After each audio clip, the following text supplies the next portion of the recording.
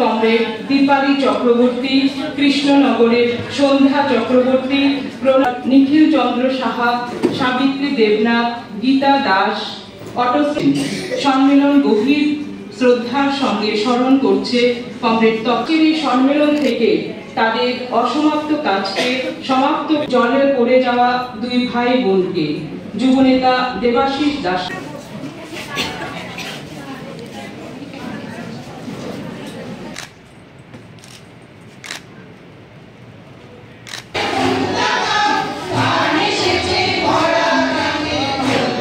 হাজির করেছি এবং সম্মেলনকে সামনে রেখে আমরা বেশ কিছু কর্মসূচি আগরতলা শহরে অনুষ্ঠিত হয়েছে। ব্যাপক পোস্টারিং হয়েছে, যেমন স্মার্ট মিটার আমরা মানব না, জোর করে স্মার্ট মিটার দেওয়া হচ্ছে।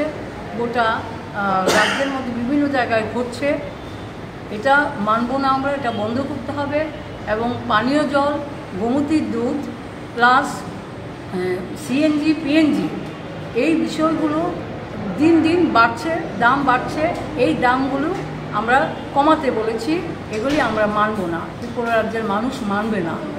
গোটা রাজ্যে আমরা দেখছি যে রাজ্য সরকারটা ফি ধার্য করছে, খালি টাকাই বাড়াচ্ছে, অথচ কাজ নেই, খাদ্য নেই মানুষের রেগার কাজ যেটা করতো সেটাও এখন নেই। এই অবস্থায় দাঁড়িয়ে আমরা রাজ্য সরকারকে বলবো যে তুমি যে ফি ধার্য করছো সেটা বন্ধ করো। এবং আমরা লক্ষ্য করছি যখন মানুষ রাস্তায় নামছেন তখন মানুষের উপর নানান ধরনের আক্রমণ সংঘটিত হচ্ছে। নারীরা তো আজকে গোটা রাজ্যে প্রায় নিরাপত্তাহীন। এবং এখানে আমরা বলবো যে অপরাধী, নারী নির্যাতনের বিরুদ্ধে অপরাধ করছে তাদের কোনো রাজনৈতিক রং যাতে না দেখা হয়। কিন্তু আমরা লক্ষ্য করছি যে যখন দেখা যাচ্ছে যে একটা অপরাধের সঙ্গে যুক্ত বিজেপি দলের কেউ কোনো কর্মী বা নেতা, তখন পুলিশের একাংশ যেন একটা অবশ হয়ে যাচ্ছে, ওকে ধরছে না বা থানায় নিয়ে গিয়ে সঙ্গে সঙ্গে ছেড়ে দিচ্ছে। এতে করে অপরাধীরা সাহস পাচ্ছে।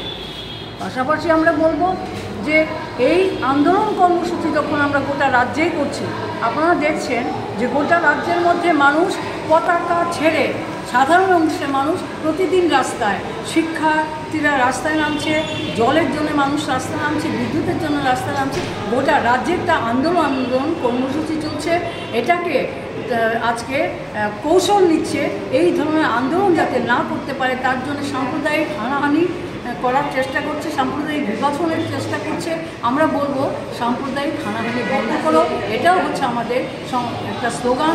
আমরা বলবো যে বিগত 3 বছরে আমরা যে কাজগুলো করতে পেরেছি, সাংগঠনিকভাবে শক্তি বৃদ্ধি করা বা জনগণের জন্য এই কাজগুলো আমরা কতটুকু করতে পেরেছি বা পারিনি, সেই বিষয়টা চুলচেরা বিশ্লেষণ হবে। এবং আগামী দিনে মানুষের জন্য আন্দোলনকে আরও বেশি কতদূর এগিয়ে নিয়ে যাওয়া যায় সেই বিষয়টা আমরা চুলচেরা বিশ্লেষণ করে আন্দোলন কর্মসূচি আগামী দিনে আমরা নেব। আমরা স্থানীয় আন্দোলন কর্মসূচির উপর আমরা জোর দেব এবং নারীরা যেখানে নির্যাতিত হবেন সেখানে আমরা এখনও ঝাঁপিয়ে পড়ছি, আগামী দিনে আমরা থাকবো। এবং আমরা এই অবস্থায় জনগণের কাছে বিনীতভাবে আবেদন রাখবো